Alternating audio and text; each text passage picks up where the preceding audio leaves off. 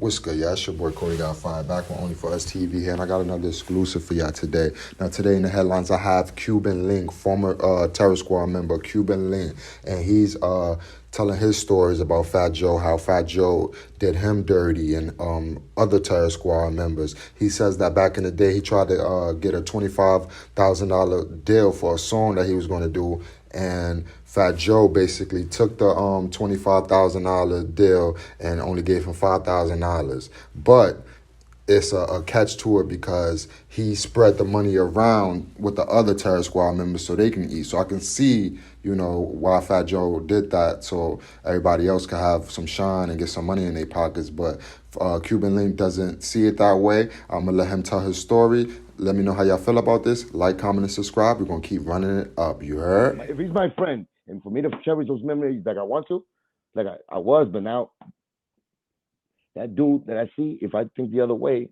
which is a chance, a very big chance that he was my enemy, he was just setting me up, greasing me up, so he could cook me, fricassee me in a pan, put some sazon on me, and then throw me, to the motherfucking wolves. And that's what, just like J Hood was telling you a story. Is J Hood still here? Or he broke out? Nah, he broke out. He got mad. You're fucking doing the devil's advocate shit. Y'all niggas always do this shit, man. It's like y'all niggas is like, let me just say, a nigga could fucking be in a wheelchair with a respirator in it. But don't you think you deserved it a little bit? Like, motherfucker. Like, yo. I'm not saying like CJ Hood, when he getting upset, he got upset. I'm not gonna even talk about him because he ain't here no more. So yeah, but he was telling you a story which you supposed to translate into like, damn, that really happened because he's telling you the truth. His truth. I'm not doubting what he's saying. What I'm saying is that just like does the fight between you and Joe supersede everything? Are you telling me that? Well, if it didn't, in my case, if it didn't, then why the fuck I can't get a deal because he's stopping me? Why? If it didn't supersede it, because he should have went his own way, I would have went my own way. I would have even dissed him if I didn't know he was in blackballing. I found out he was blackballing me. The only reason I dissed him on record. So I know what's going to be, I know what he do. And back in the days, like I said, I couldn't go talk on the internet about it and express myself. So it was like a song is how we get at niggas. Now, there's other ways to get at niggas, but that was the time where the hip hop cops, of course, everybody beef. And then the hip hop cops in the middle of everything. And we got to be careful. So it's that time. So it's like, I know what I got to do. In the street, I know what I do. Right. But you know my situation. So they knew my situation too. So they put me in this. They put me in this fucking situation. So they try to set me up. They try to make me go get this nigga, do something violent. So he won't even do it. He'll get somebody else to fucking point my finger in the crew.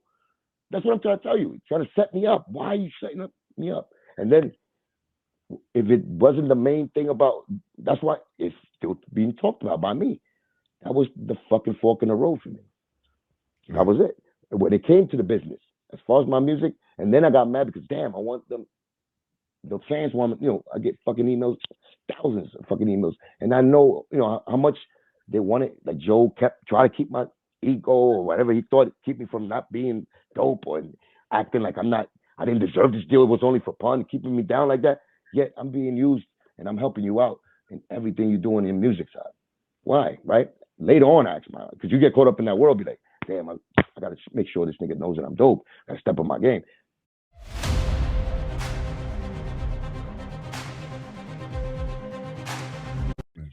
I had that too, but then when you see the advantage he's taking of you, in the same way he's taking. It's a situation where I brought a deal to the table, and I had my album deal and everything, and I brought a situation to the table that was gonna give me $25,000 to do a show. I mean a song for a movie, which is that movie Bait. It was Sony. Bait was different. So I had the nigga ready with $25,000 because we was in an industry party. He came to me, talked to me directly. I directed that nigga to the business team. The business team was Flex, and it was Joe. I told Joe, that's the first nigga I see. Yo, my nigga. No, I told Flex, yo, this nigga offered me 25 G's. At the time, I was getting like 15. So I was open. Shit. And I didn't want to be my own manager, but because I wouldn't have said that. I would have did some dirty shit and did it for myself. I sent him to the management team. Flex told Joe, because he's the head manager, and Flex was the road manager. Nigga, Joe gets it. The next time I hear about this fucking deal, he changed the whole deal around. Now he's getting $75,000, and he added the terror squad. I'm gonna get it, and I think prospect, and he's giving me $5,000. He's giving everybody $5,000. He's keeping the fucking rest of the fucking. So it's $20,000. How much you keeping? He's keeping $55,000.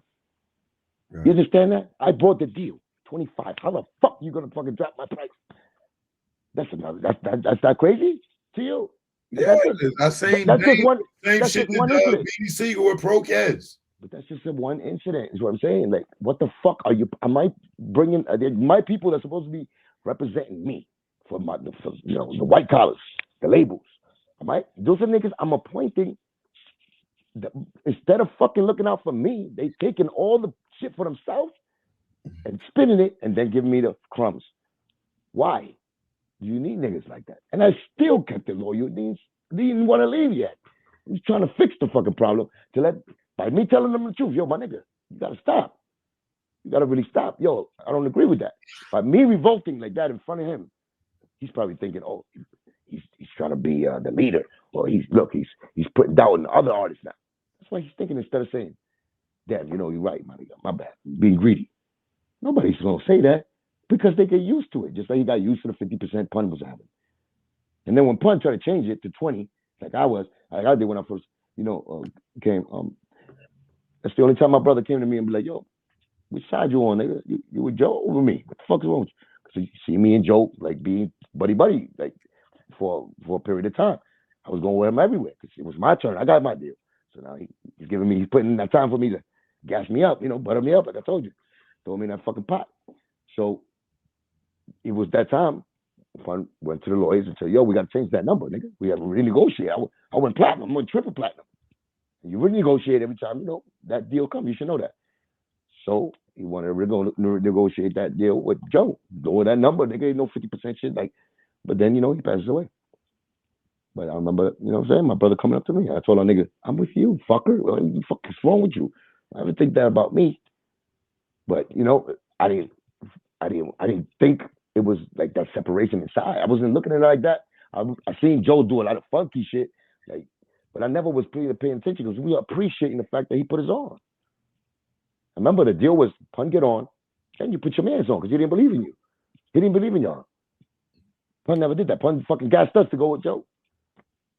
So we did that because, we had the talent. He made Joe believe that we had the talent because he put us on Front Street and we came through. So at the same time we doing that shit, we was like a bother to him. And what the whole thing is, and now I see it, it's like, he was just jealous, man. I was Pun's homie, man. That was my brother. You know what I'm saying? Pun kept us around where you didn't want us around. You hated the fact that, he added shit that you probably didn't add. And, you know what I'm saying? We still, when we feel it, instead of this is your time to repent. As far as believe in us now, so now you go harder for us. You fucking jerked us. You used us as patsies for you, for the labels to get us the deal, and then you fuck with the label, you fuck with the budget, and you got access to the budget, and you make sure that the line between the artist, which is us, and the fucking label owners are fucking mixed up, and that you could blame on us when the budget goes low. He did that shit with every artist. He did that. Tony Sanchez got 10 fucking deals. He was milking these fucking. He was milking these niggas. That was his trick. And then you go fuck with the budget. Yeah, niggas that do beats, niggas from the corner. Oh yeah, tell them you charge them $20,000. And the nigga give them $200 and keep the money. That's the hustle. We didn't know. We knew that. I knew that. But this nigga, that's what he did to the rest. He got bigger with it. You know what I'm saying? But he had his hustle, and it's always been a fucked up little stealing